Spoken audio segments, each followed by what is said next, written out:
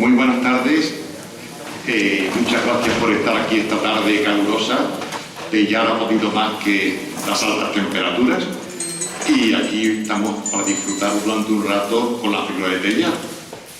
Ustedes saben que este año 2015 se celebran los 60 años del fallecimiento de Pierre Teilhard de Chardin, que falleció un 10 de abril del año 1955, hace por tanto 60 años. Con ocasión de este aniversario, pues la Asociación de Amigos de Teilhard de Chardin, de la cual yo soy vicepresidente, y tenemos también por aquí al secretario, y cuyo presidente es el doctor Emiliano Aguirre, Premio Príncipe de Asturias, pues ha organizado varias actividades. El día 9 de abril, día antes del aniversario de su fallecimiento, tuvimos en la Fundación Miguel Castillejo una lectura de la Misa sobre el Mundo. Al día siguiente, 10 de abril, tuvimos en esta misma sala una vigilia de oración con textos de Teilhard de Chardin, y hoy cerramos este pequeño ciclo con la conferencia que nos va a impartir mi compañero y amigo, el doctor Ignacio Núñez de Castro, del cual voy a hacer una breve presentación, aunque aquí en esta sala ha estado varias veces y creo que muchos de ustedes ya lo conocen. Ignacio Núñez de Castro es miembro de la Compañía de Jesús, es jesuita como yo, desde el año 1955, precisamente entró en la compañía el mismo año que fallecía Teilhard de Chardin, y fue ordenado sacerdote en el año 1969. Es licenciado en Teología por la Facultad de Teología de Granada en 1970, doctor en Ciencias en la Universidad de Granada en 1972, con premio extraordinario de doctorado. El director de su tesis fue el doctor don Federico Mayor Zaragoza, también muy conocido de muchos de ustedes. Ha sido durante muchos años catedrático de Bioquímica y de Biología Molecular, desde 1981 hasta su jubilación en la Universidad de Málaga, y ostenta también el premio Maimónides de investigación otorgado por la Junta de Andalucía en el año 1998. Él ha trabajado en el mundo de la bioquímica, sobre todo en dos cuestiones: la regulación del ciclo de los ácidos tricarboxílicos en levaduras y también sobre el metabolismo del nitrógeno en células tumorales. Pero, aunque su especialidad ha sido científica, es un hombre interesado por el diálogo interdisciplinar, interesado por la ciencia y la religión, e interesado también por la figura de Teilhard de Chardin. Y aquí entonces lo tenemos dispuesto a ilustrarnos con sus conocimientos, de modo que nos tengamos una idea más completa de la figura de Teilhard. Pues muchas gracias, Ignacio, por estar aquí con nosotros, y gracias también a ustedes por estar aquí en esta tarde. Muy buenas tardes.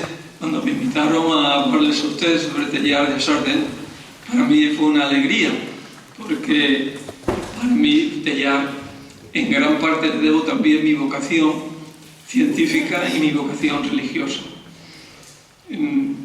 Teilhard de Chardin le he titulado El hombre de ciencia y el hombre de fe, a los 60 años de su muerte. Además, aquí reside la Sociedad Española de Amigos de Teilhard de Chardin. El vicepresidente ejecutivo es Leandro Sequeiros, y un grupo de gente entusiastas aquí. El 10 de abril del año 2015 se han cumplido 60 años de la muerte de su mayor, de Pierre Teilhard de Chardin.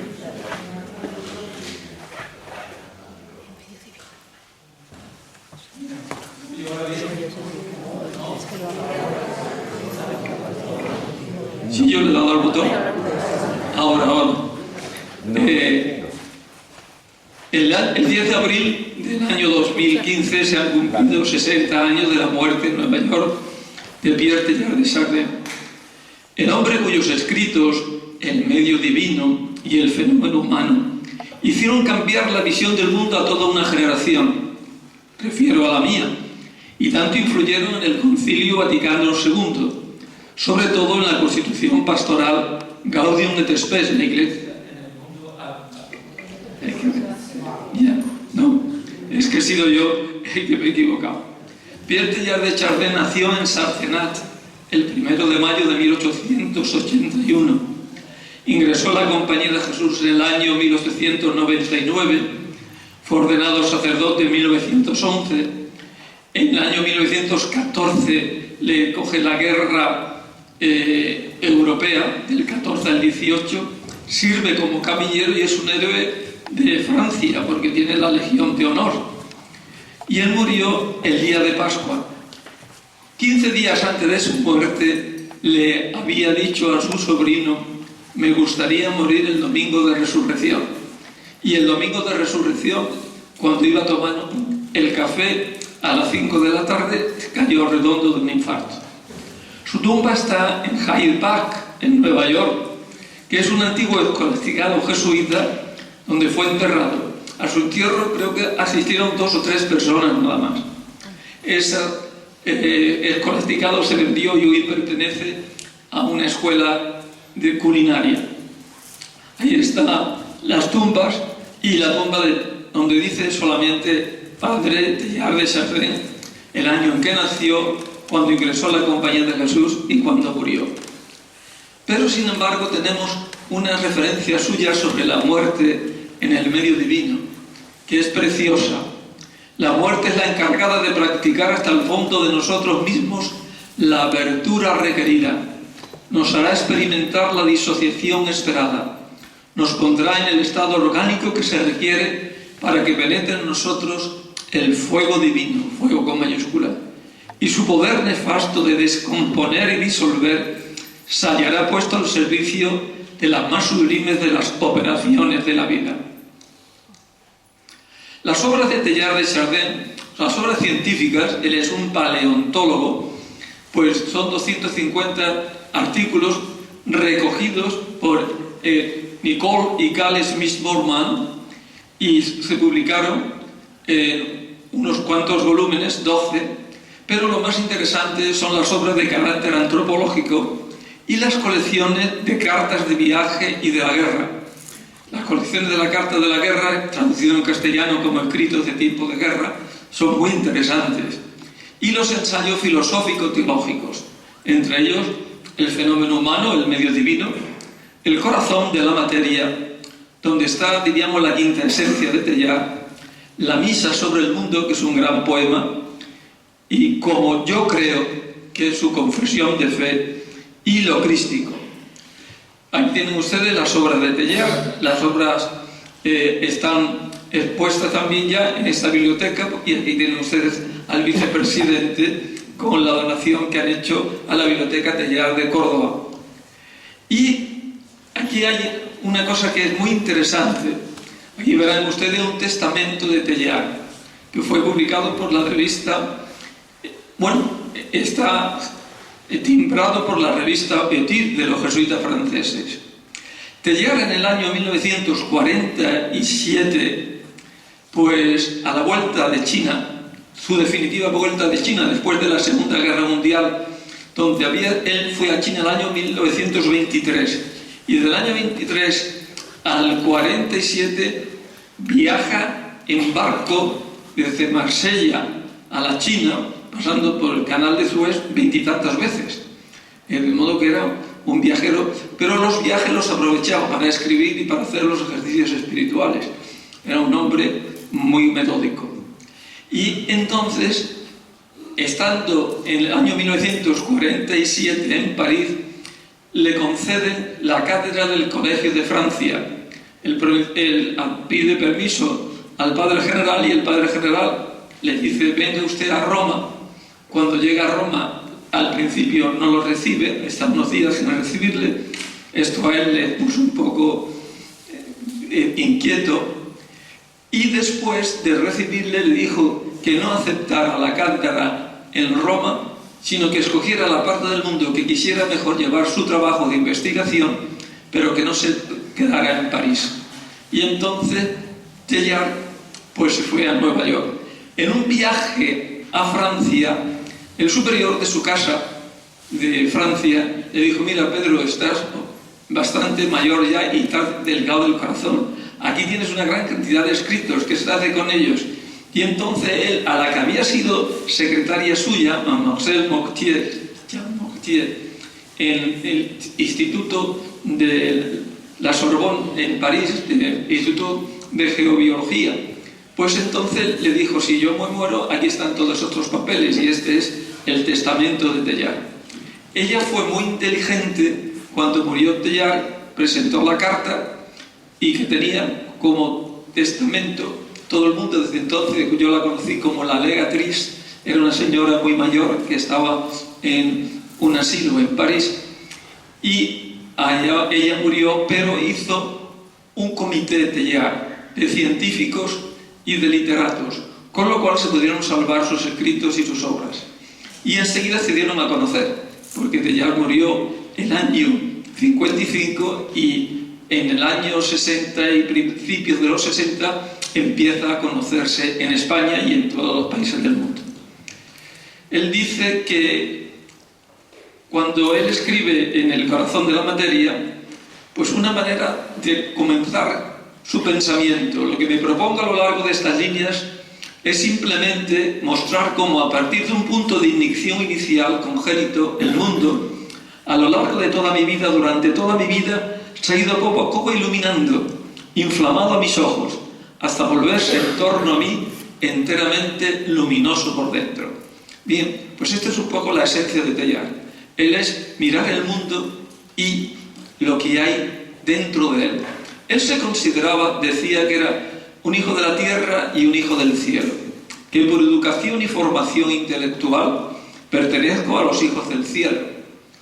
Él había estudiado filosofía en París, luego hizo el magisterio de los que hacemos los jesuitas de 3 años entre filosofía y teología en el Cairo, y luego después estudió teología en Inglaterra, en Hastings, y allí es donde él comenzó a aficionarse por la paleontología.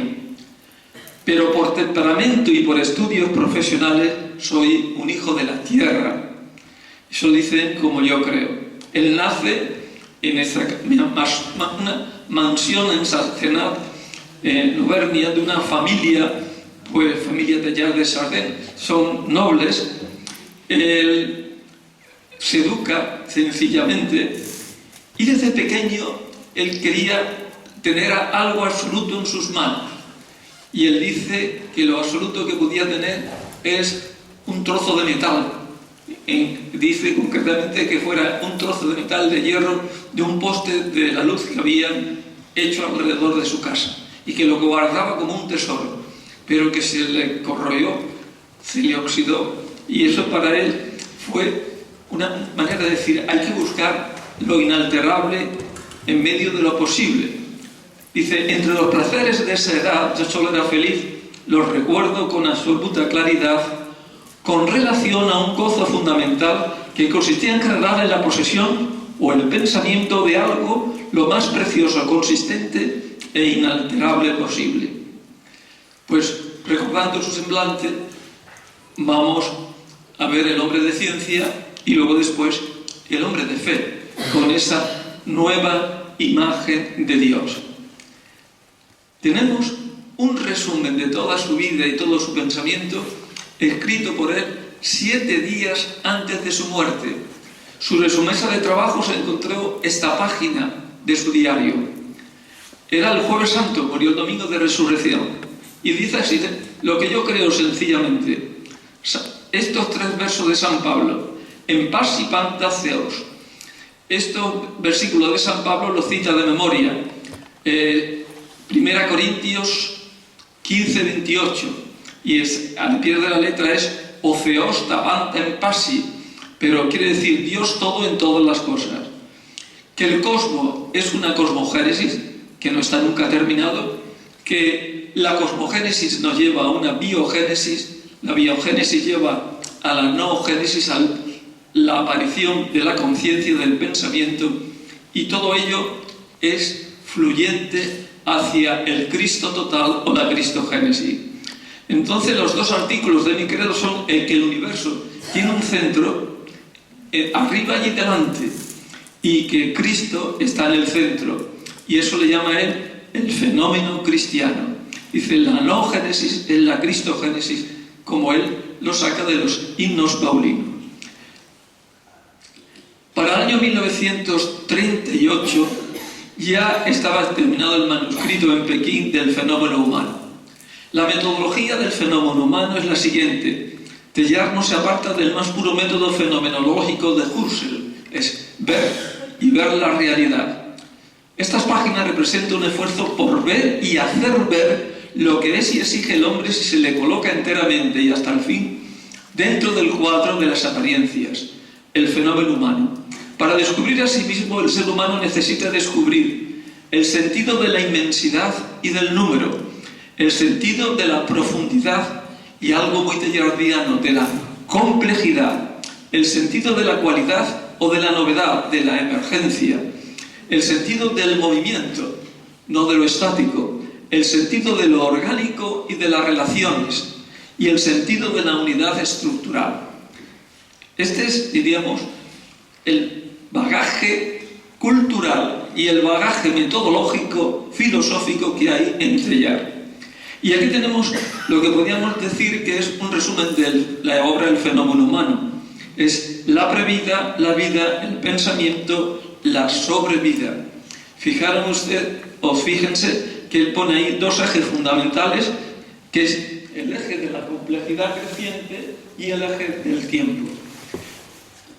A partir de moléculas sencillas, biomoléculas, megamoléculas, luego pequeños corpúsculos, luego él cree que son los virus, que no son los primeros. Él todavía tenía pocos conocimientos biológicos, piensen que es el año 55 cuando muere. Y luego la evolución de todos los animales hasta llegar a la evolución de la conciencia, de la aparición del hombre. Pero puede haber, en el hombre hay algo muy importante, que es la libertad. Y dice él, ahí hay una alternativa. O verdaderamente nos unimos y por la fuerza de la unión llegamos a la convergencia total, que es lo que llama él el punto omega, o puede haber una alternativa de caída en la dispersión. Bien, aquí estará precisamente la libertad humana. Bueno, él tiene grandes intuiciones en la explicación de lo que es la vida. Esas grandes intuiciones serían las siguientes. El ser es evolución, es duración. Teilhard es francés, pertenece a la escuela francesa y por lo tanto ha tenido una gran influencia también en el de Bergson, la durée de Bergson, la duración. Luego, la vida supone una evolución química prebiológica. La célula es el grano elemental de la vida, como el átomo es el grano elemental de la materia. Y la vida se da en el mesocosmos de la complejidad. La vida es una heterogeneidad organizada. La vida es una cualidad de la materia organizada. Y la célula más compleja que la célula eucariote procede por simbiosis de procariotes, cumpliendo una tendencia que es la tendencia a la unión, a la complejidad que hemos visto anteriormente. Todos los seres humanos constituyen un solo árbol de la vida, es decir, un monofiletismo. Todos procedemos del mismo tronco. Existe un solo árbol de la vida. Y los movimientos elementales de la vida que explican esta gran diversidad serán la división celular, el ciclo celular. No lo conocía todavía Teilhard como lo conocemos hoy día.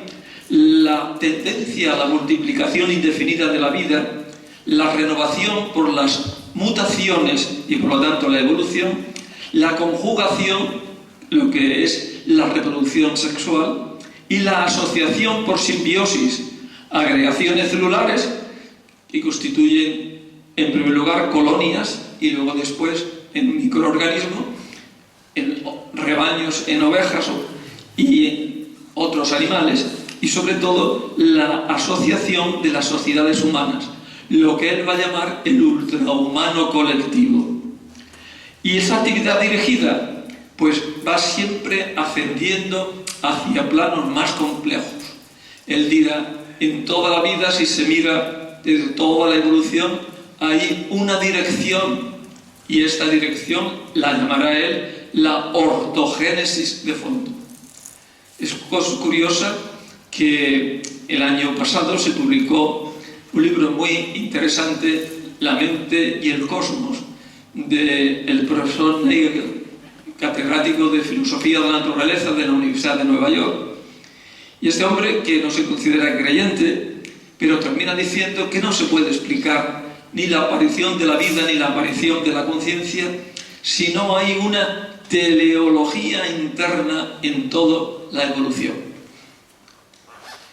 De alguna manera van apareciendo las intuiciones e hipótesis de Teilhard. Bueno, lo decíamos antes, la previda en una perspectiva coherente del mundo, la vida presupone inevitablemente y en lontananza la previda. Y esta intuición de Teilhard es curioso que se da en tres autores que pertenecen a situaciones culturales y a tradiciones culturales completamente diferentes. Él, en el año 38, ya tenía completamente terminado el manuscrito del fenómeno humano. Y en el año 38, los años 30, pues Haldane, John Burdon Haldane, que era un intelectual marxista inglés, propuso la hipótesis de que la aparición de la vida habría sido simultánea con el proceso de la planetización. Esto lo escribió en el Rationalistisches Animal. Teilhard, que cita a poca gente en el fenómeno humano, en concreto dice que han llegado a mí unas páginas de John Burdon Haldane, y estoy completamente de acuerdo. Haldane era un gran bioquímico inglés, sobre todo un gran enzimólogo y hombre que inició una serie de ecuaciones para entender la enzimología. En el año 24, fíjense ustedes que son fechas casi simultáneas, Alexander Ivanovich Oparin en la Unión Soviética publicó en ruso, porque no supo nunca inglés, El origen de la vida, y la obra no se fue conocida por la traducción en inglés hasta el año 1936, y luego en el año 1956 se traduce al español en Buenos Aires, y yo la conocí siendo estudiante de filosofía. Este Alejandro Ivanovich Oparin es el que nos habla de unas condiciones primigenias donde pudo aparecer la vida. Esas condiciones primigenias donde pudo aparecer la vida, pues para él es lo que llaman pues el caldo primigenio.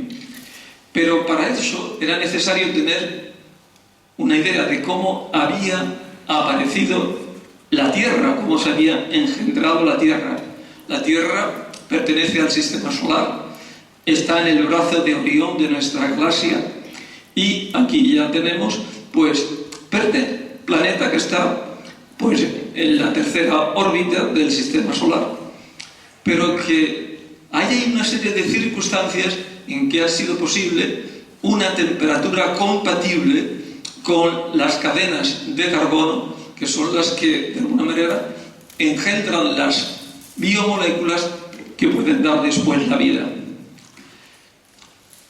Una teoría de la planetización pues la dio el profesor Urey, y un alumno del profesor Urey, Stanley Miller, en el año 1953, siendo muy joven, en la Universidad de California, oyendo las clases de Urey, que decía que la Tierra había tenido que tener una atmósfera reductora, es decir, no oxidante, ahora tenemos una atmósfera oxidante, sometida a fuertes radiaciones y a una temperatura mediana, pues y rica en muchos gases de los elementos que forman los seres vivos, nitrógeno, oxígeno y carbono, fundamentalmente en su estado de mayor reducción. Y fue lo que él hizo. Este es el célebre aparato, el esquema del aparato de Stanley Miller. Y ven ustedes que el nitrógeno forma de amoníaco, el carbono completamente reducido como gas metano y un poquito de CO2. Y luego el oxígeno completamente reducido en forma de agua. Y entonces él hizo someter esta mezcla de gases y conjuntamente con vapor de agua pues a la radiación de la energía, una chispa que simula los rayos. Condensó luego después lo que iba resultando, y ahí hizo un muestreo a las 24 y 48 horas de lo que él llamó el océano primitivo, y se analizó su composición. y se vieron que en esa composición aparece pues muchos de los aminoácidos de los que están compuestos los seres vivos. Es curioso observar que en el año 1969 en Murchison, en Australia, cae un meteorito carbonáceo, y en el corazón de este meteorito se analiza y se encuentra que están los mismos componentes orgánicos que encontró Stanley Miller en su experimento. El español Juan Oro, que recibió el título de Marqués de Oro, pues logró, a partir de carbono, nitrógeno y hidrógeno, es decir, de ácido cianhídrico, sintetizar esta molécula que es una de las bases fundamentales de los ácidos nucleicos. Es curioso que nunca, yo creo que existe por primera vez en la historia, entre las armas pues de un noble, como ya es el Marqués de Oro, título que le concedió Juan Carlos II al profesor Juan Oro, pues la molécula de adenina, como ven ustedes aquí en el escudo, ¿no? En el escudo ven ustedes la molécula de adenina. Él simplemente dijo cómo 5 moléculas de ácido cianhídrico en una situación de estando abiertas a una lluvia de radiaciones, pues se puede sintetizar esta molécula, que es 5 veces carbono, 5 veces nitrógeno y 5 veces hidrógeno, que es la adenina. Bueno, aquí es una imagen de lo que podría haber sido la sopa primigenia. Es decir, esta sopa primigenia dentro del mar, probablemente, es decir, en bocas de volcanes a una gran temperatura, se pudieron haber sintetizado todos estos microorganismos. Hoy día se cree que estos primeros microorganismos que vivieron pues eran muy semejantes a los que hoy llamamos organismos extremófilos, que pueden vivir hasta 90 y tantos grados de centígrados, ¿no? Y todo lo que aparece es muy rico en metano, en amoníaco, en vapor de agua y en ácido sulfídrico. ¿Esto apareció únicamente sobre la Tierra o puede aparecer también en cualquier circunstancia? Esto sería una panspermia, Habla de la posibilidad de vida en otras galaxias. Para Teilhard, la vida era una cualidad de la materia organizada. De hecho, se encontró un meteorito en el año 1984 que cayó aproximadamente hace 13.000 años, que contiene microestructuras fósiles de hace unos 3.600 millones de años. Este es el meteorito ALH 84001 y en el corazón del meteorito se encuentran estas estructuras muy semejantes, como vamos a ver después, a las cianobacterias. Hubo vida en Marte y hoy día ya no la puedo ver. Todavía es algo que no se ha solucionado completamente. Aquí están las cianobacterias, que son las capaces de depositar restos calcáreos, ¿no? Y aquí tiene usted una cianobacteria fósil de unos 3.500 millones de años, que es aproximadamente el momento en que aparece la vida sobre la Tierra. Y todavía estas cianobacterias que capturan el calcio y lo depositan y lo fijan como carbonato cálcico, formando estas rocas que se llaman los estromatolitos. La vida, por lo tanto, para Teilhard, es un efecto de la complejidad, porque el cosmos entero es un sistema en el que las interrelaciones de un conjunto cerrado sobre sí mismo, con capacidad de autorregularse y autonomía. Y el cosmos es un totum, es tejido de una sola pieza, siguiendo un solo y un mismo procedimiento, el universo entero. Y el cosmos es un quantum en el sentido que adquiere su pleno sentido en la dinamicidad. La célula, por lo tanto, es lo primero que hay que buscar, es el grano natural de la vida. La célula más sencilla, pues es una célula de una bacteria, como la que tenemos aquí, ¿no? En el ángulo. Y esta sería la imagen de una célula muy compleja. Pero cuanto más concentra, dice Teilhard, la ciencia desde hace un siglo sus esfuerzos sobre esta unidad química y estructuralmente ultra compleja, más evidente resulta que tras ella se oculta el secreto cuyo conocimiento establecería el lazo de unión presentido, pero no verificado aún, entre los dos mundos, el de la física y el de la biología. Estas son la intuición de Teilhard sobre el origen de los organismos eucariotas, es decir, pues proceden por simbiosis de bacterias.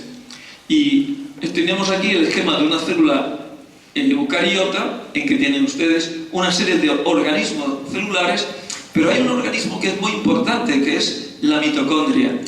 Estas mitocondrias, que tenemos varios, una célula hepática puede tener hasta 2000 mitocondrias, pues cada una de estas mitocondrias sería una bacteria que han hecho una simbiosis para hacer una célula más compleja que la célula eucariota.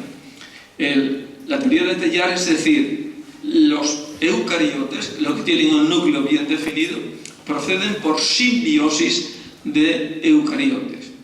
Bueno, hoy día pues tenemos muchos argumentos, tenemos muchas razones bioquímicas para decir que las bacterias y las mitocondrias se semejan en cómo son sus ribosomas, se semejan en la acción de antibióticos de la síntesis mitocondrial de proteínas, en los mismos antibióticos que utilizamos para inhibir la síntesis mitocondrial de las bacterias.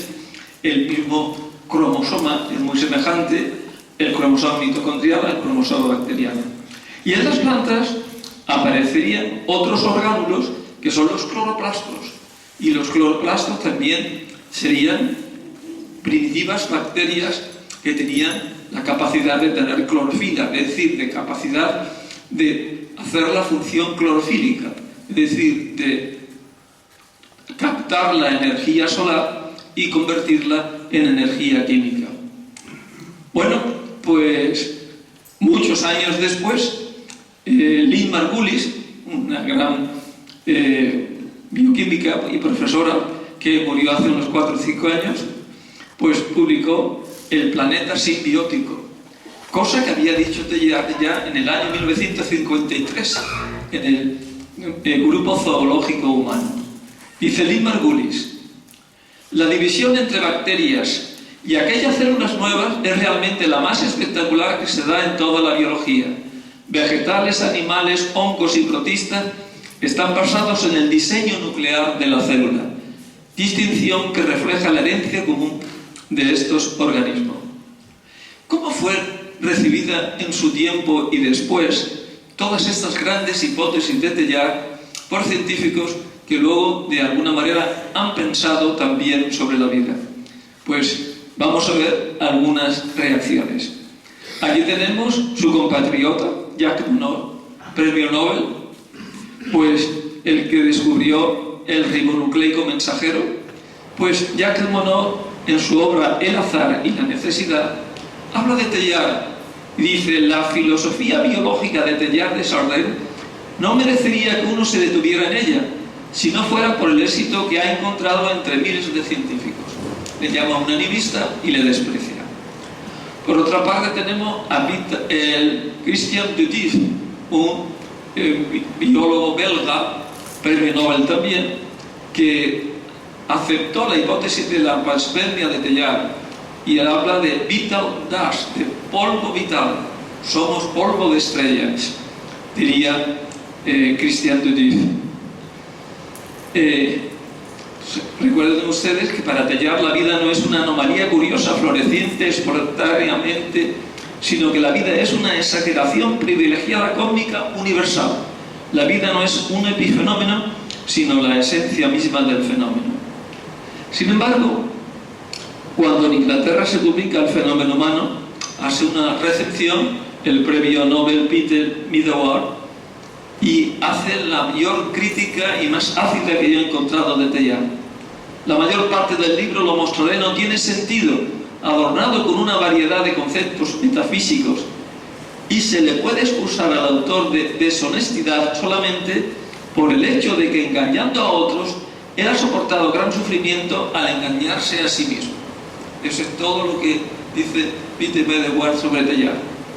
Richard Dawkins, que representa, como ustedes saben, el científico y hoy día, o el ateísmo científico, sigue el camino de Peter Medawar y llama a Teilhard de Chardin la quinta esencia de una mala ciencia poética.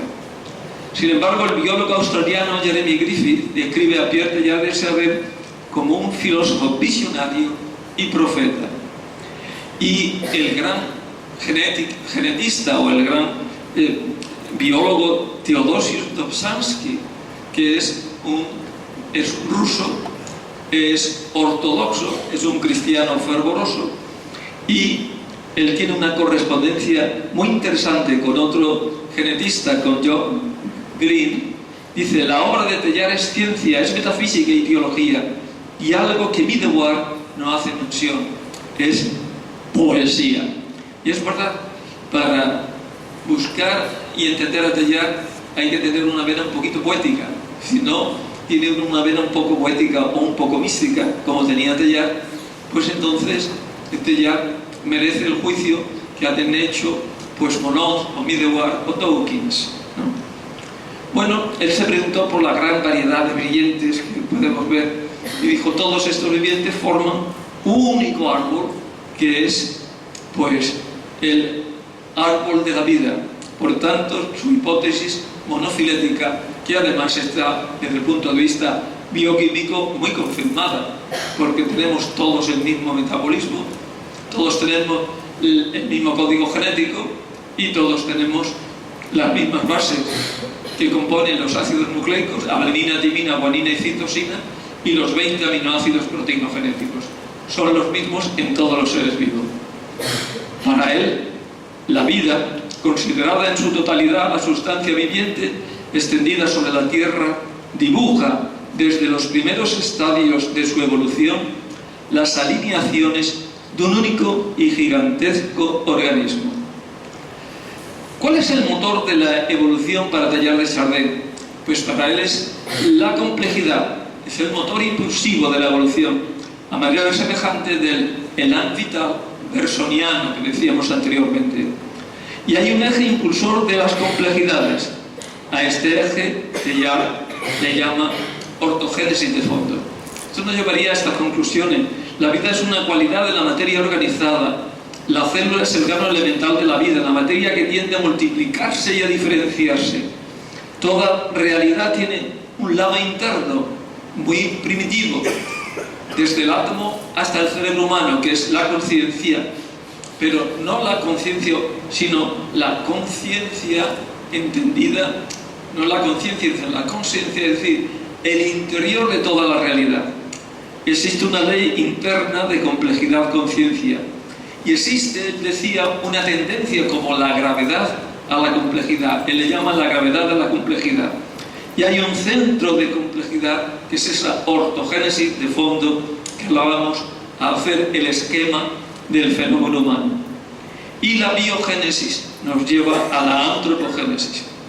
Y en la antropogénesis Teilhard, en su época de China, el año 1923, Teilhard es destinado por los superiores jesuitas de Francia a China.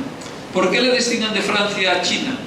Porque él había escrito unas páginas para manera de explicar lo que significa la caída humana, el pecado original, en un concepto evolutivo de la naturaleza. Y entonces unas notas que no estaban publicadas, sino solamente ciclostiladas repartidas entre amigos, llegaron a la Congregación de la Doctrina de la Fe y le retiraron a Teilhard de Francia y le mandaron a China, donde los jesuitas tenían un gran museo de paleontología y en general de mineralogía también y paleontología en Tianjin. Y entonces Teilhard allí trabajó y enseguida es el momento en que se descubre, es el año 29, a los pocos años de estar allí, pues el Sinanthropus pekinensis. Hoy día sabemos que era uno de los homínidos de la primera emigración, y hoy día sabemos que el Sinanthropus pekinensis pertenece a la familia de los erectus, del Homo erectus, pertenece al género Homo como Homo erectus. Y aquí tienen ustedes a Lucille Swan esculpiendo el Cenanthropus pekinensis. Pero a él le interesaba la persona, que la persona es espíritu, y el espíritu es unidad y unidad cósmica.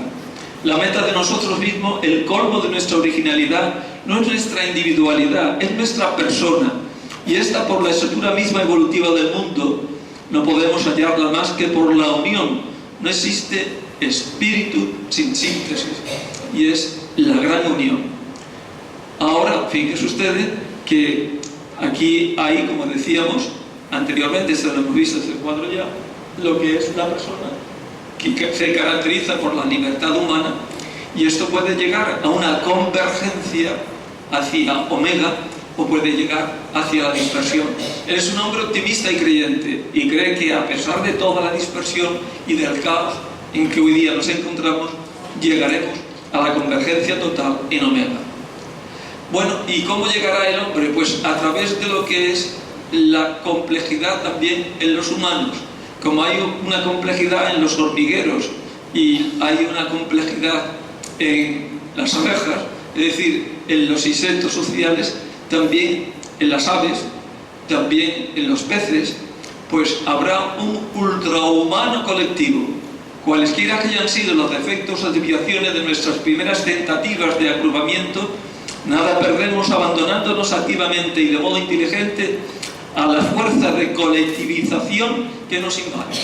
En efecto, no tratan esta de mecanizarnos, sino de sobreconcentrarnos y por consiguiente de sobrepersonalizarnos. La unión personaliza. Para él es algo como la ascensión del otro en la activación de la energía.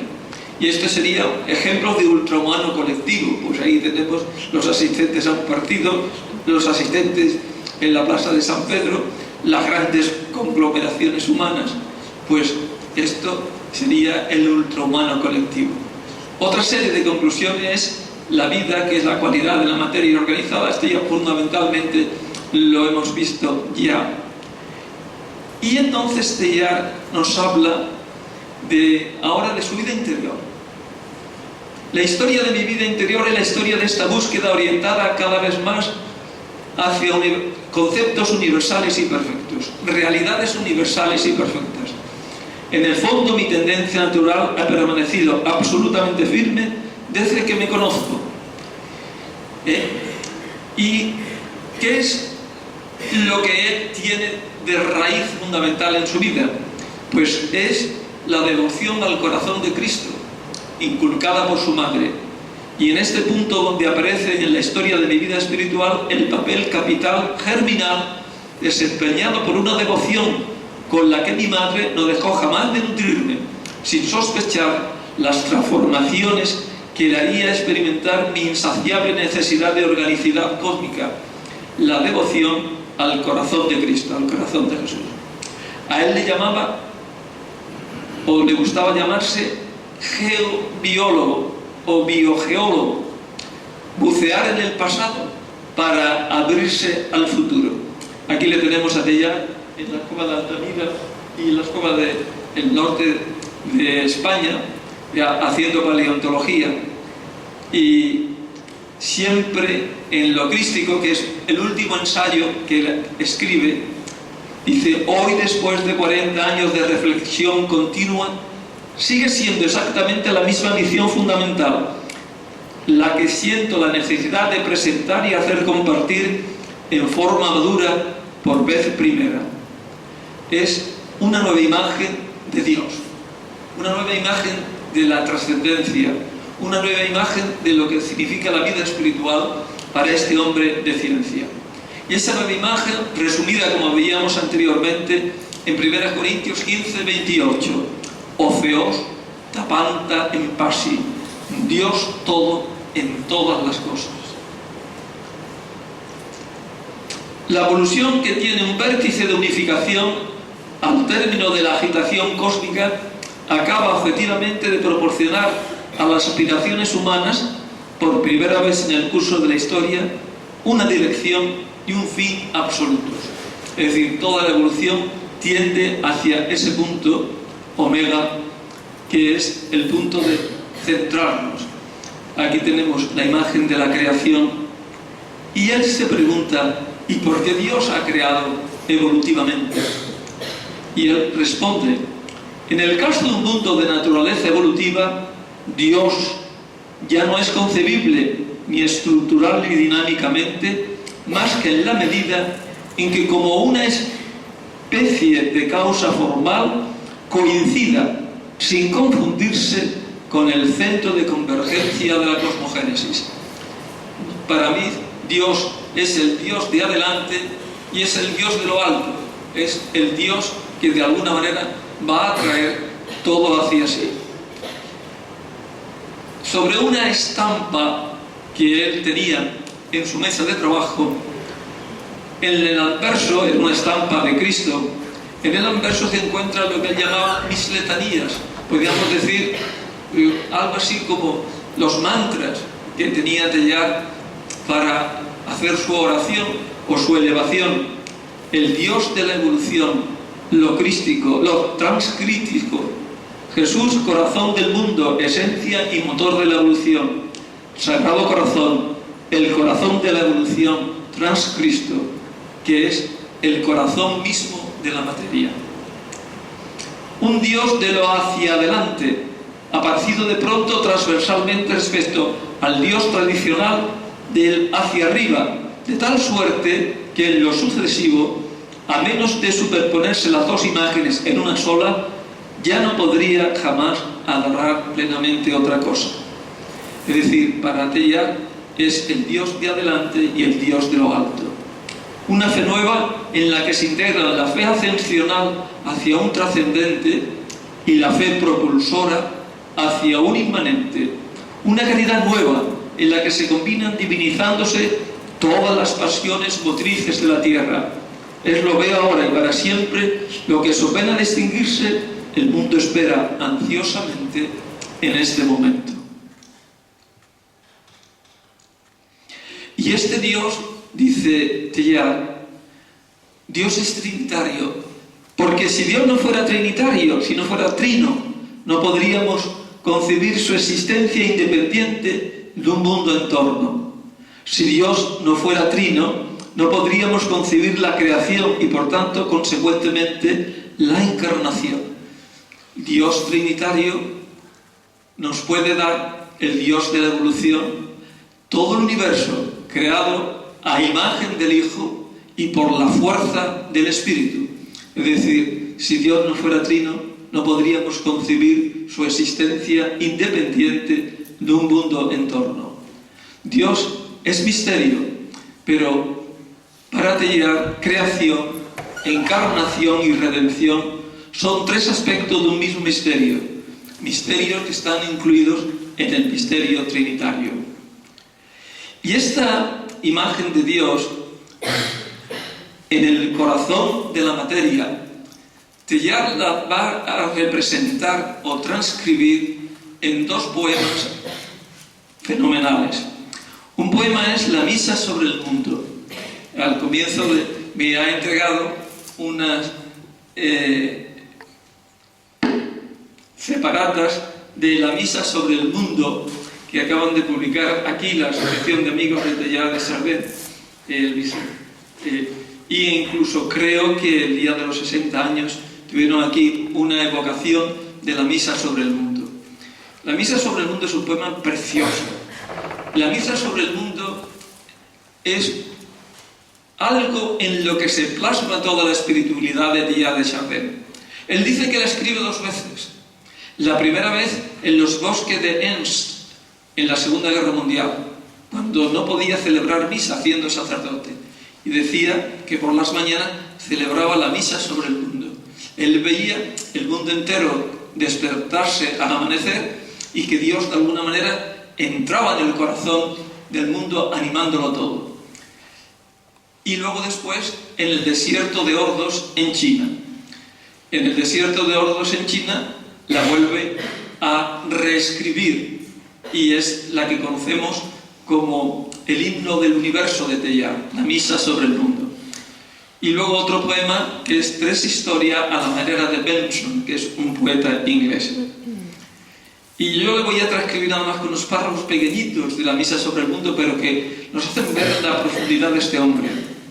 Cuando voy en mula, jornadas enteras, como antaño, a falta de otra misa digo la misa sobre el mundo, que ya conocéis, y creo que la digo con toda lucidez y más convicción que antes. Y aquí es el ofertorio de la misa sobre el mundo. Una vez más, Señor, no en los bosques de Enns, sino en las estepas de Asia, no tengo ni pan, ni vino, ni altar, pero me elevaré por encima de los símbolos hasta la pura majestad de lo real, y te ofreceré, yo tu sacerdote, sobre el altar de la tierra entera, el trabajo y la pena del mundo.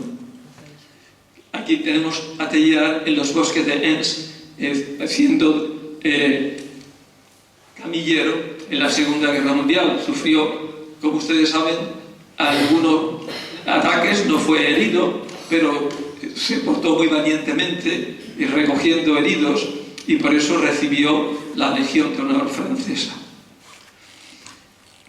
Sigue, dice: el sol acaba de iluminar allá lejos la franja extrema del horizonte. Una vez más la superficie viviente de la tierra se despierta. Yo colgaré sobre mi patena, oh Dios mío, la inesperada cosecha de este nuevo esfuerzo. Derramaré en mi cáliz la savia de todos los frutos que serán movidos hoy. Sobre toda vida que va a germinar, crecer, florecer y madurar en este día, repite: esto es mi cuerpo. Y sobre toda muerte que se presta a carcomer, marchitar, cortar, ordena misterio de fe por excelencia: esta es mi sangre, en la consagración. Introdúceme en ti, Señor. Lo creo tan firmemente que esta fe se ha convertido en uno de los pilares de mi vida íntima, que las tinieblas exteriores a ti serían pura nada. Nada puede subsistir fuera de tu carne, Jesús.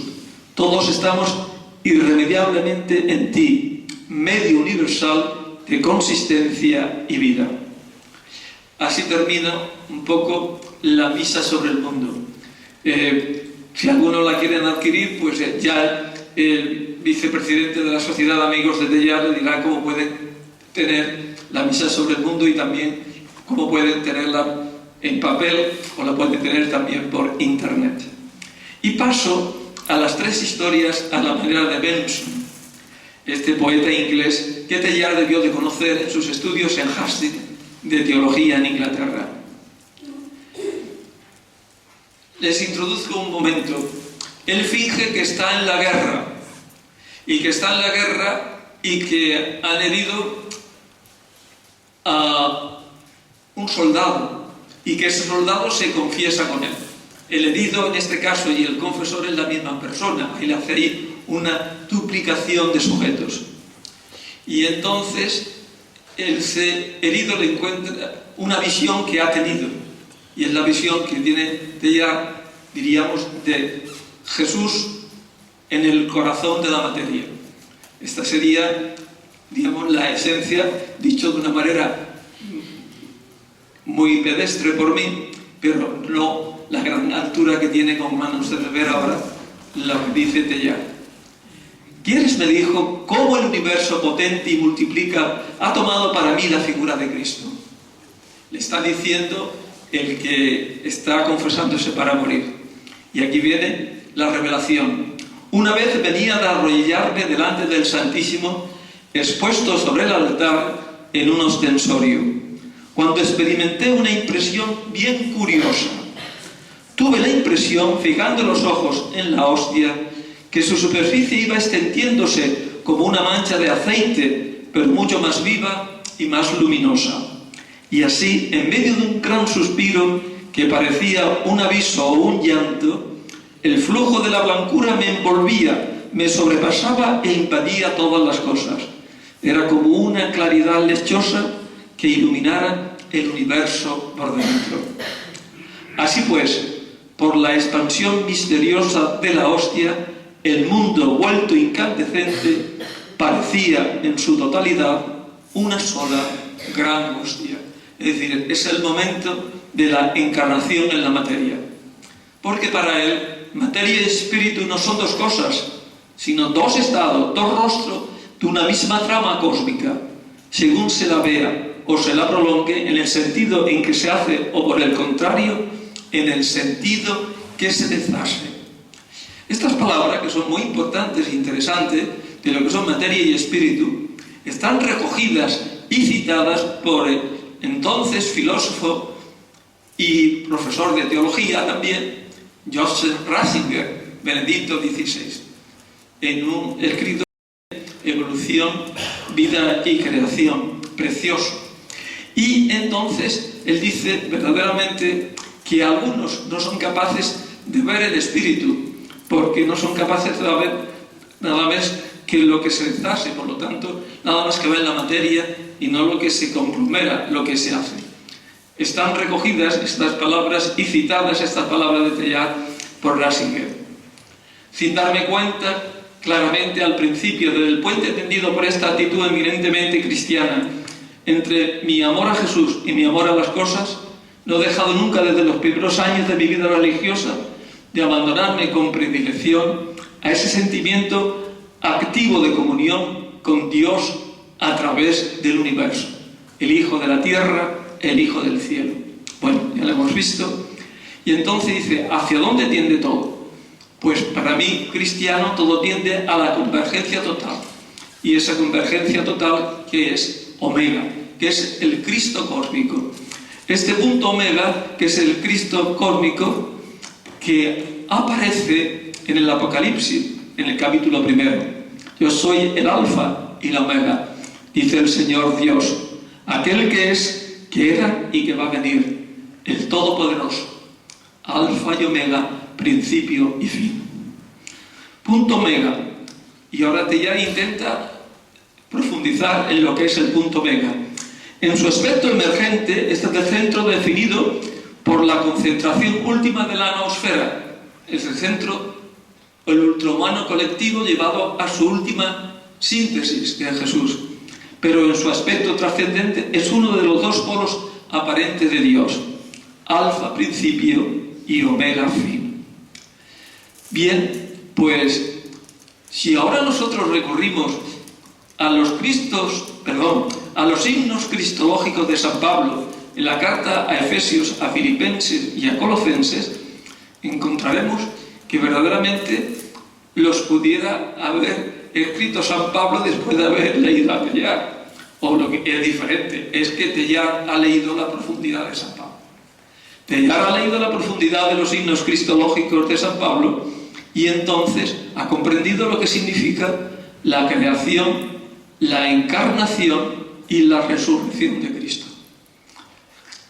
En la carta a los Colosenses leemos: Él es la imagen del Dios invisible, el primogénito de toda la creación, porque en Él fueron creadas todas las cosas, en los cielos y en la tierra, las visibles y las invisibles, los tronos, las dominaciones, los principados, las potestades. Todo fue creado por Él y para Él. Él existe con anterioridad a todo y todo tiene en Él su consistencia. Carta a los Colosenses. Carta a los Filipenses. Por eso Dios lo levantó sobre todo y le concedió el nombre sobre todo nombre, de modo que al nombre de Jesús toda rodilla se doble en el cielo, en la tierra, en el abismo, y toda lengua proclame: Jesucristo es Señor, para gloria de Dios Padre.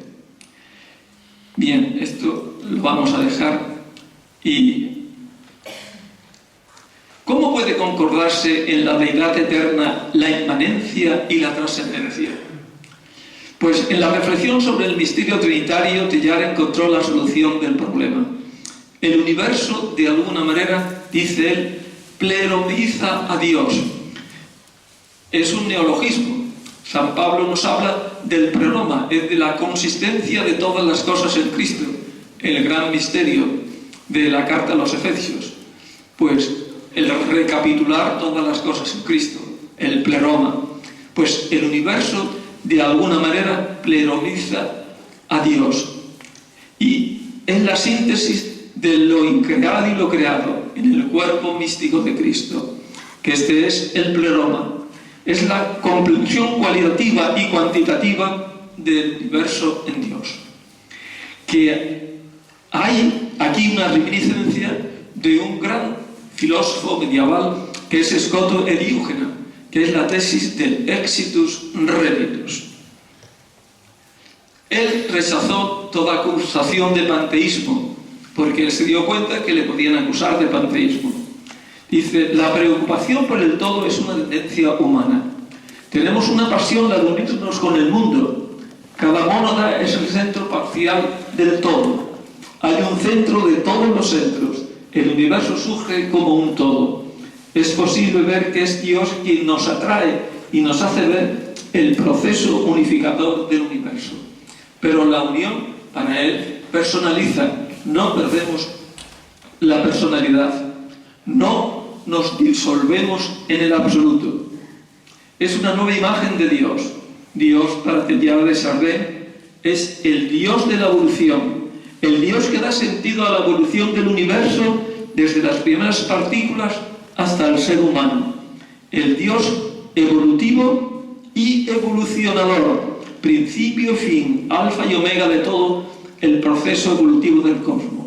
Dios trinitario porque es comunión de amor en sí y con todos los seres inteligentes que ha creado. Todo mi gozo y mi éxito, toda mi razón de ser y mi deseo de vivir, fundamental de tu conjunción con el universo. Dominado por una vocación que obedece a las fibras íntimas de mi naturaleza, no quiero ni puedo hablar sino de las innumerables prolongaciones de tu ser encarnado a través de la materia. Nunca sabré predicar más que el misterio de tu carne, oh alma que te transparenta en todo lo que nos rodea. Fijaros que en el Apocalipsis está el gran misterio de la adoración del Cordero, que es Cristo. Pues este gran misterio de la adoración del Cordero, de alguna manera quiere recopilar este principio y fin del universo, que es el Cristo cósmico. Por eso el último ensayo que él escribió le llama Lo Crístico. Esta diríamos la fe de este hombre de ciencia y hombre de fe que fue Pierre Teilhard de Chardin. Y muchas gracias por su atención y si quieren preguntas, aquí estamos.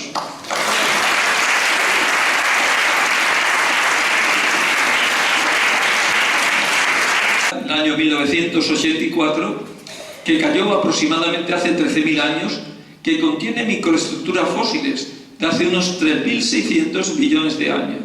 Este es el meteorito ALH 84001 y en el corazón del meteorito se encuentran estas estructuras muy semejantes, como vamos a ver después, a las cianobacterias. Hubo vida en Marte y hoy día ya no la puedo ver. Todavía es algo que no se ha solucionado completamente. Aquí están las cianobacterias, que son las capaces de depositar restos calcáreos, ¿no? Y aquí tiene usted una cianobacteria fósil de unos 3.500 millones de años, que es aproximadamente el momento en que aparece la vida sobre la Tierra. Y todavía estas cianobacterias que capturan el calcio y lo depositan y lo fijan como carbonato cálcico, formando estas rocas que se llaman los estromatolitos. La vida, por lo tanto, para Teilhard, es un efecto de la complejidad, porque el cosmos entero es un sistema en el que las interrelaciones de un conjunto cerrado sobre sí mismo, con capacidad de autorregularse y autonomía. Y el cosmos es un totum, es tejido de una sola pieza, siguiendo un solo y un mismo procedimiento, el universo entero. Y el cosmos es un quantum en el sentido que adquiere su pleno sentido en la dinamicidad. La célula, por lo tanto, es lo primero que hay que buscar, es el grano natural de la vida. La célula más sencilla, pues es una célula de una bacteria, como la que tenemos aquí, ¿no?, en el ángulo. Y esta sería la imagen de una célula muy compleja. Pero cuanto más concentra, dice Teilhard, la ciencia desde hace un siglo sus esfuerzos sobre esta unidad química y estructuralmente ultra compleja, más evidente resulta que tras ella se oculta el secreto cuyo conocimiento establecería el lazo de unión presentido, pero no verificado aún, entre los dos mundos, el de la física y el de la biología. Estas son la intuición de Teilhard sobre el origen de los organismos eucariotas, es decir, pues proceden por simbiosis de bacterias. Y tenemos aquí el esquema de una célula eucariota, en que tienen ustedes una serie de organismos celulares, pero hay un organismo que es muy importante, que es la mitocondria. Estas mitocondrias, que tenemos varios, una célula hepática puede tener hasta 2000 mitocondrias, pues cada una de estas mitocondrias sería una bacteria que han hecho una simbiosis para hacer una célula más compleja que la célula eucariota. La teoría de Teilhard es decir, los eucariotes, los que tienen un núcleo bien definido, proceden por simbiosis de eucariotes. Bueno, hoy día pues tenemos muchos argumentos, tenemos muchas razones bioquímicas para decir que las bacterias y las mitocondrias se semejan en cómo son sus ribosomas, se semejan en la acción de antibióticos de la síntesis mitocondrial de proteínas, en los mismos antibióticos que utilizamos para inhibir la síntesis mitocondrial de las bacterias. El mismo cromosoma es muy semejante, el cromosoma mitocondrial al cromosoma bacteriano. Y en las plantas aparecerían otros orgánulos que son los cloroplastos, y los cloroplastos también serían primitivas bacterias que tenían la capacidad de tener clorofila, es decir, de capacidad de hacer la función clorofílica, es decir, de captar la energía solar y convertirla en energía química. Bueno, pues muchos años después, Lynn Margulis, una gran bioquímica y profesora que murió hace unos 4 o 5 años, pues publicó El planeta simbiótico, cosa que había dicho Teilhard ya en el año 1953 en el Grupo Zoológico Humano.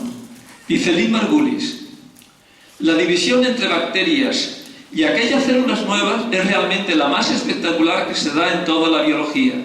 Vegetales, animales, hongos y protistas están basados en el diseño nuclear de la célula, distinción que refleja la herencia común de estos organismos.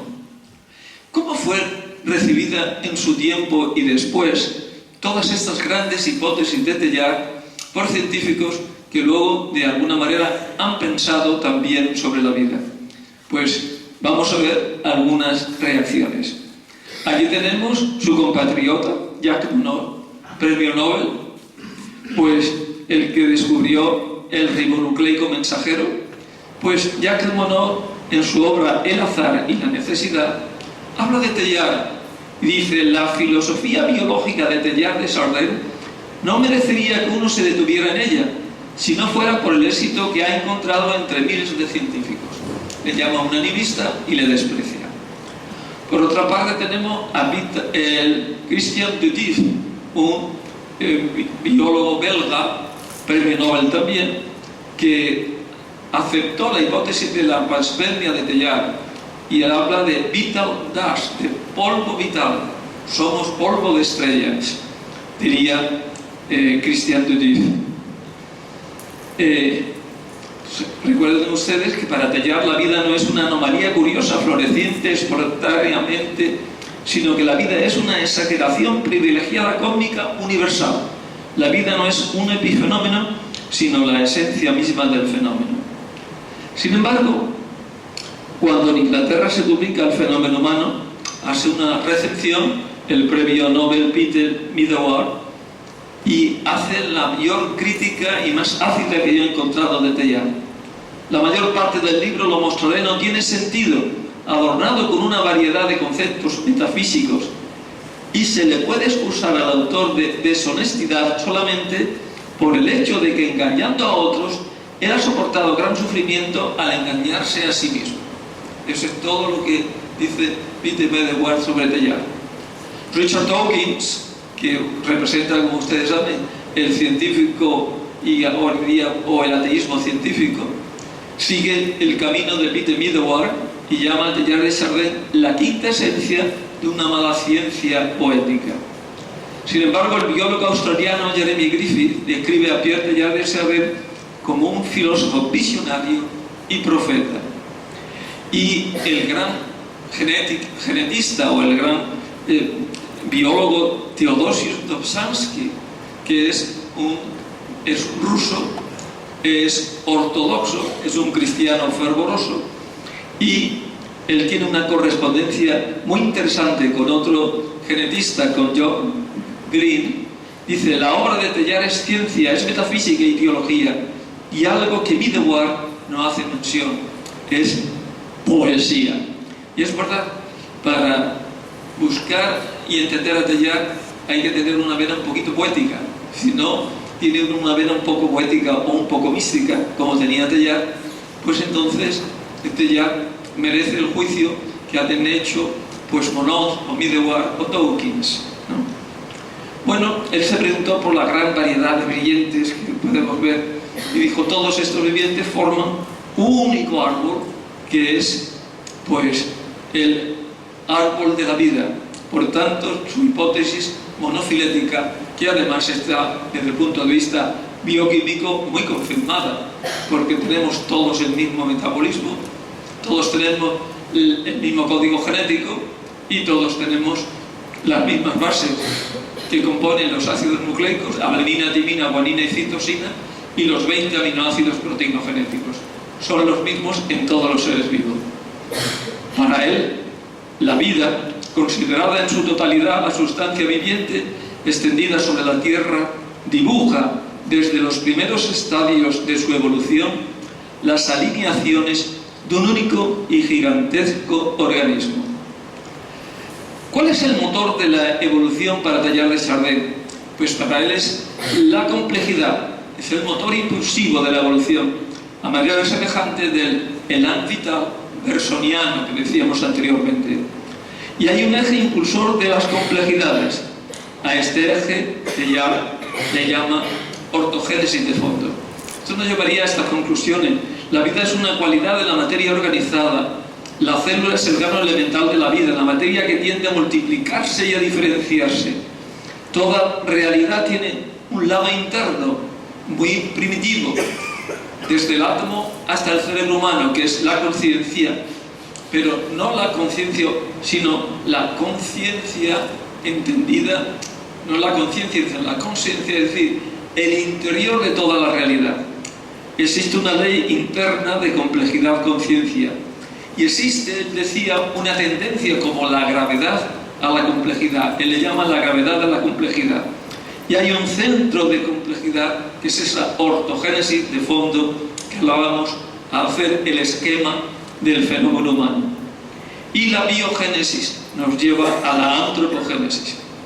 Y en la antropogénesis, Teilhard, en su época de China, el año 1923, Teilhard es destinado por los superiores jesuitas de Francia a China.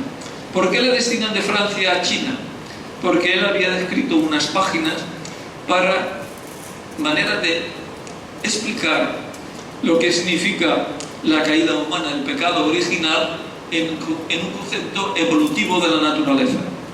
Y entonces unas notas que no estaban publicadas, sino solamente ciclostiladas repartidas entre amigos, llegaron a la Congregación de la Doctrina de la Fe y le retiraron a Teilhard de Francia y le mandaron a China, donde los jesuitas tenían un gran museo de paleontología y en general de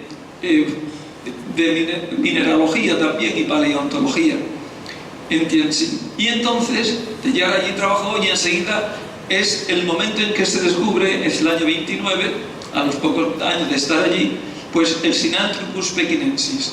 Hoy día sabemos que era uno de los homínidos de la primera emigración, y hoy día sabemos que el Sinanthropus pekinensis pertenece a la familia de los erectus, del Homo erectus. Pertenece al género Homo como Homo erectus.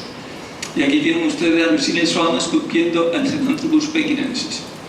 Pero a él le interesaba la persona, que la persona es espíritu, y el espíritu es unidad y unidad cósmica. La meta de nosotros mismos, el colmo de nuestra originalidad, no es nuestra individualidad, es nuestra persona. Y esta, por la estructura misma evolutiva del mundo, no podemos hallarla más que por la unión. No existe espíritu sin síntesis, y es la gran unión. Ahora, fíjense ustedes que aquí hay, como decíamos anteriormente, se lo hemos visto este cuadro ya, lo que es la persona, que se caracteriza por la libertad humana, y esto puede llegar a una convergencia hacia Omega, o puede llegar hacia la dispersión. Él es un hombre optimista y creyente, y cree que a pesar de toda la dispersión y del caos en que hoy día nos encontramos, llegaremos a la convergencia total en Omega. Bueno, ¿y cómo llegará el hombre? Pues a través de lo que es la complejidad también en los humanos. Como hay una complejidad en los hormigueros y hay una complejidad en las abejas, es decir, en los insectos sociales, también en las aves, también en los peces, pues habrá un ultrahumano colectivo. Cualesquiera que hayan sido los defectos o desviaciones de nuestras primeras tentativas de agrupamiento, nada perdemos abandonándonos activamente y de modo inteligente a la fuerza de colectivización que nos invade. En efecto, no tratan esta de mecanizarnos, sino de sobreconcentrarnos y por consiguiente de sobrepersonalizarnos. La unión personaliza. Para él es algo como la ascensión del otro en la activación de la energía. Y esto sería ejemplos de ultrahumano colectivo. Pues ahí tenemos los asistentes a un partido, los asistentes en la plaza de San Pedro, las grandes conglomeraciones humanas. Pues esto sería el ultrahumano colectivo. Otra serie de conclusiones es la vida, que es la cualidad de la materia organizada. Esto ya fundamentalmente lo hemos visto ya. Y entonces Teilhard nos habla ahora de su vida interior. La historia de mi vida interior es la historia de esta búsqueda orientada cada vez más hacia conceptos universales y perfectos, realidades universales y perfectas. En el fondo, mi tendencia natural ha permanecido absolutamente firme desde que me conozco. ¿Y qué es lo que él tiene de raíz fundamental en su vida? Pues es la devoción al corazón de Cristo, inculcada por su madre. Y en este punto donde aparece en la historia de mi vida espiritual el papel capital germinal desempeñado por una devoción con la que mi madre no dejó jamás de nutrirme, sin sospechar las transformaciones que le haría experimentar mi insaciable necesidad de organicidad cósmica, la devoción al corazón de Cristo, al corazón de Jesús. A él le llamaba, o le gustaba llamarse, geobiólogo o biogeólogo, bucear en el pasado para abrirse al futuro. Aquí le tenemos a Teilhard en la cueva de Altamira y en las cuevas del norte de España, ya haciendo paleontología, y siempre en lo crístico, que es el último ensayo que él escribe, dice: hoy, después de 40 años de reflexión continua, sigue siendo exactamente la misma misión fundamental, la que siento la necesidad de presentar y hacer compartir en forma madura por vez primera. Es una nueva imagen de Dios, una nueva imagen de la trascendencia, una nueva imagen de lo que significa la vida espiritual para este hombre de ciencia. Y esa nueva imagen, resumida como veíamos anteriormente en 1 Corintios 15, 28, o Theos ta panta en pasi, Dios todo en todas las cosas. La evolución, que tiene un vértice de unificación al término de la agitación cósmica, acaba objetivamente de proporcionar a las aspiraciones humanas, por primera vez en el curso de la historia, una dirección y un fin absolutos. Es decir, toda la evolución tiende hacia ese punto Omega, que es el punto de centrarnos. Aquí tenemos la imagen de la creación, y él se pregunta: ¿y por qué Dios ha creado evolutivamente? Y él responde: en el caso de un punto de naturaleza evolutiva, Dios ya no es concebible ni estructural ni dinámicamente más que en la medida en que, como una especie de causa formal, coincida sin confundirse con el centro de convergencia de la cosmogénesis. Para mí, Dios es el Dios de adelante y es el Dios de lo alto. Es el Dios que de alguna manera va a traer todo hacia sí. Sobre una estampa que él tenía en su mesa de trabajo, en el anverso, en una estampa de Cristo, en el anverso se encuentra lo que él llamaba mis letanías, podríamos decir algo así como los mantras que tenía Teilhard para hacer su oración o su elevación. El Dios de la evolución, lo crístico, lo transcrítico, Jesús, corazón del mundo, esencia y motor de la evolución, Sagrado Corazón, el corazón de la evolución, transcristo, que es el corazón mismo de la materia. Un Dios de lo hacia adelante, aparecido de pronto transversalmente respecto al Dios tradicional del hacia arriba, de tal suerte que en lo sucesivo, a menos de superponerse las dos imágenes en una sola, ya no podría jamás adorar plenamente otra cosa. Es decir, para Teilhard es el Dios de adelante y el Dios de lo alto. Una fe nueva en la que se integran la fe ascensional hacia un trascendente y la fe propulsora hacia un inmanente. Una caridad nueva en la que se combinan divinizándose todas las pasiones motrices de la tierra. Es lo ve ahora y para siempre lo que, so pena de extinguirse, el mundo espera ansiosamente en este momento. Y este Dios, dice Teilhard, Dios es trinitario, porque si Dios no fuera trinitario, si no fuera trino, no podríamos concebir su existencia independiente de un mundo en torno. Si Dios no fuera trino, no podríamos concebir la creación y, por tanto, consecuentemente, la encarnación. Dios trinitario nos puede dar, el Dios de la evolución, todo el universo creado a imagen del Hijo y por la fuerza del Espíritu. Es decir, si Dios no fuera trino, no podríamos concebir su existencia independiente de un mundo en torno. Dios es misterio, pero para Teilhard, creación, encarnación y redención son tres aspectos de un mismo misterio, misterios que están incluidos en el misterio trinitario. Y esta imagen de Dios en el corazón de la materia, Teilhard la va a representar o transcribir en dos poemas fenomenales. Un poema es La Misa sobre el Mundo. Al comienzo me ha entregado unas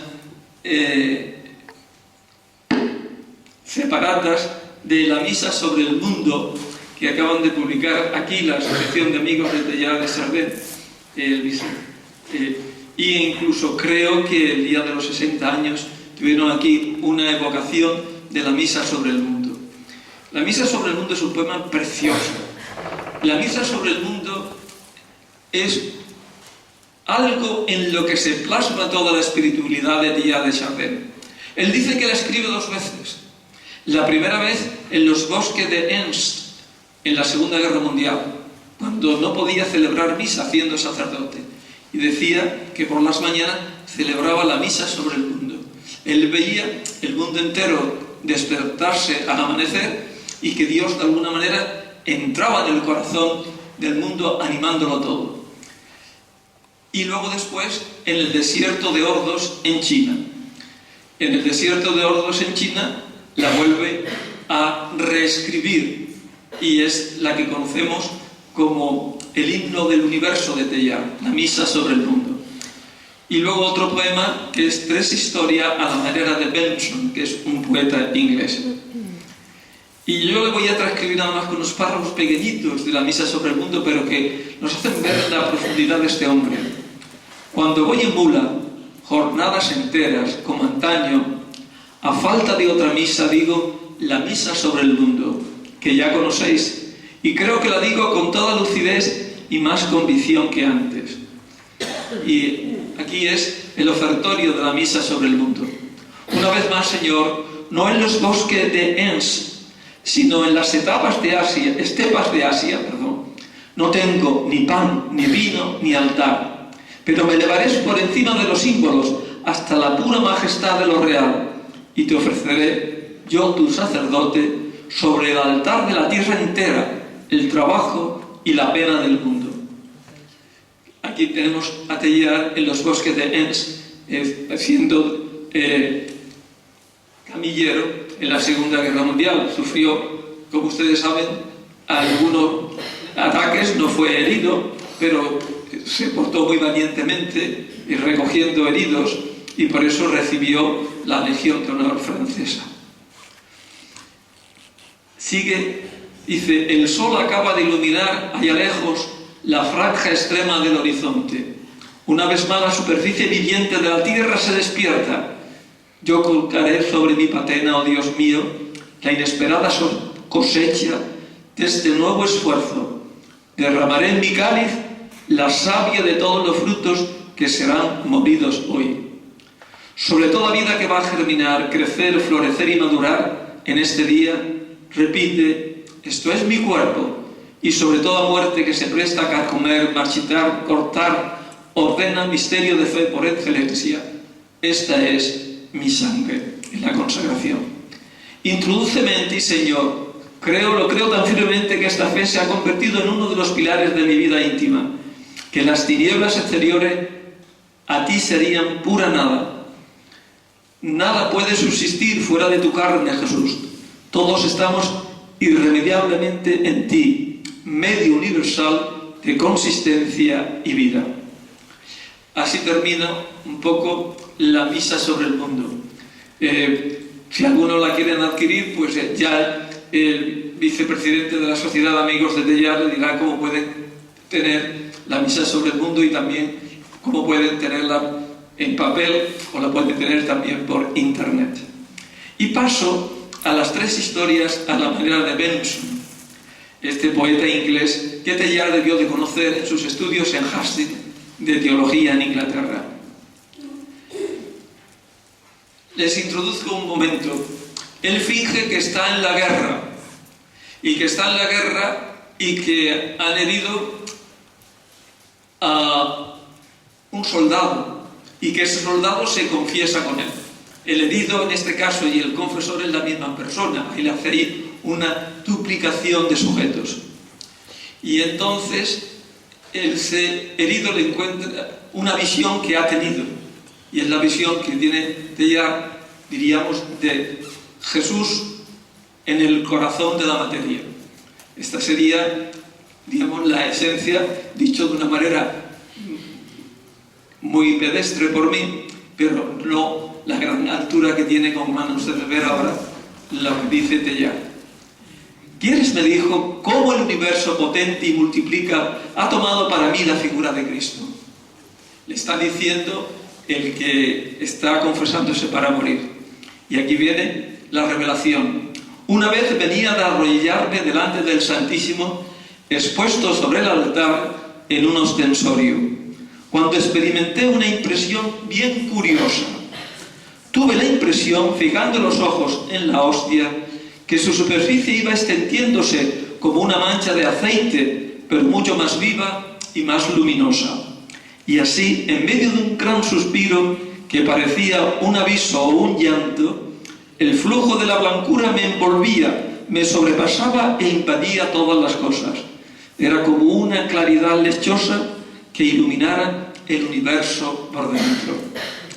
Así pues, por la expansión misteriosa de la hostia, el mundo vuelto incandescente parecía en su totalidad una sola gran hostia.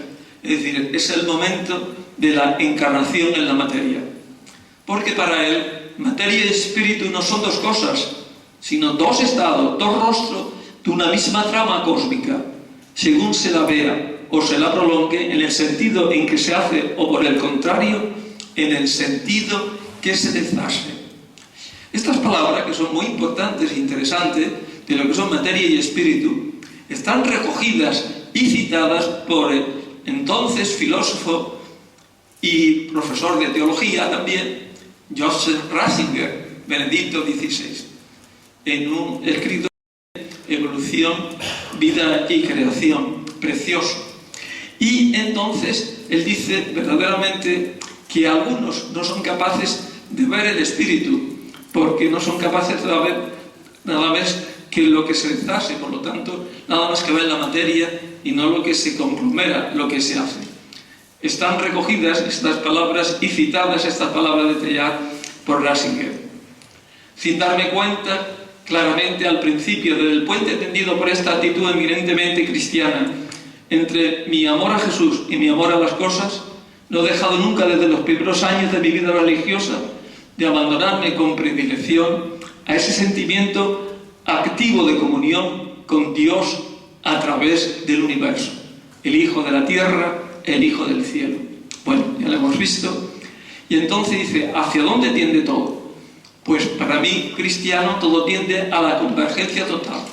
Y esa convergencia total, que es omega, que es el Cristo cósmico. Este punto omega, que es el Cristo cósmico, que aparece en el Apocalipsis, en el capítulo 1. Yo soy el alfa y la omega, dice el Señor Dios, aquel que es, que era y que va a venir, el Todopoderoso, alfa y omega, principio y fin. Punto omega. Y ahora ya intenta profundizar en lo que es el punto omega. En su aspecto emergente, este es el centro definido por la concentración última de la noosfera. Es el centro, el ultrahumano colectivo llevado a su última síntesis, que es Jesús. Pero en su aspecto trascendente es uno de los dos polos aparentes de Dios. Alfa, principio, y omega, fin. Bien, pues, si ahora nosotros recurrimos a los himnos cristológicos de San Pablo en la carta a Efesios, a Filipenses y a Colosenses, encontraremos que verdaderamente los pudiera haber escrito San Pablo después de haber leído a Teilhard. O lo que es diferente, es que Teilhard ha leído la profundidad de San Pablo. Teilhard ha leído la profundidad de los himnos cristológicos de San Pablo y entonces ha comprendido lo que significa la creación, la encarnación y la resurrección de Cristo. En la carta a los Colosenses leemos: Él es la imagen del Dios invisible, el primogénito de toda la creación, porque en Él fueron creadas todas las cosas, en los cielos y en la tierra, las visibles y las invisibles, los tronos, las dominaciones, los principados, las potestades. Todo fue creado por Él y para Él. Él existe con anterioridad a todo y todo tiene en Él su consistencia. Carta a los Colosenses. Carta a los Filipenses. Por eso Dios lo levantó sobre todo y le concedió el nombre sobre todo nombre, de modo que al nombre de Jesús toda rodilla se doble en el cielo, en la tierra, en el abismo, y toda lengua proclame: Jesucristo es Señor, para gloria de Dios Padre. Bien, esto lo vamos a dejar. ¿Y cómo puede concordarse en la deidad eterna la inmanencia y la trascendencia? Pues en la reflexión sobre el misterio trinitario, Teilhard encontró la solución del problema. El universo, de alguna manera, dice él, pleromiza a Dios. Es un neologismo. San Pablo nos habla del pleroma, es de la consistencia de todas las cosas en Cristo, el gran misterio de la carta a los Efesios. Pues el recapitular todas las cosas en Cristo, el pleroma. Pues el universo, de alguna manera, pleromiza a Dios. Y es la síntesis de lo increado y lo creado en el cuerpo místico de Cristo, que este es el pleroma. Es la comprensión cualitativa y cuantitativa del universo en Dios. Que hay aquí una reminiscencia de un gran filósofo medieval que es Scoto Eriúgena, que es la tesis del exitus reditus. Él rechazó toda acusación de panteísmo, porque él se dio cuenta que le podían acusar de panteísmo. Dice, la preocupación por el todo es una tendencia humana. Tenemos una pasión, la de unirnos con el mundo. Cada mónada es el centro parcial del todo. Hay un centro de todos los centros. El universo surge como un todo. Es posible ver que es Dios quien nos atrae y nos hace ver el proceso unificador del universo. Pero la unión, para él, personaliza. No perdemos la personalidad. No nos disolvemos en el absoluto. Es una nueva imagen de Dios. Dios, para Teilhard de Chardin, es el Dios de la evolución, el Dios que da sentido a la evolución del universo desde las primeras partículas hasta el ser humano. El Dios evolutivo y evolucionador, principio, fin, alfa y omega de todo el proceso evolutivo del cosmos. Dios trinitario porque es comunión de amor en sí y con todos los seres inteligentes que ha creado. Todo mi gozo y mi éxito, toda mi razón de ser y mi deseo de vivir, fundamental de tu conjunción con el universo. Dominado por una vocación que obedece las fibras íntimas de mi naturaleza, no quiero ni puedo hablar sino de las innumerables prolongaciones de tu ser encarnado a través de la materia. Nunca sabré predicar más que el misterio de tu carne, oh alma que te transparenta en todo lo que nos rodea. Fijaros que en el Apocalipsis está el gran misterio de la adoración del Cordero, que es Cristo. Pues este gran misterio de la adoración del Cordero, de alguna manera quiere recopilar este principio y fin del universo, que es el Cristo cósmico. Por eso el último ensayo que él escribió le llama Lo Crístico. Esta, diríamos, la fe de ese hombre de ciencia y hombre de fe que fue Pierre Teilhard de Chardin. Y muchas gracias por su atención, y si quieren preguntas, aquí estamos.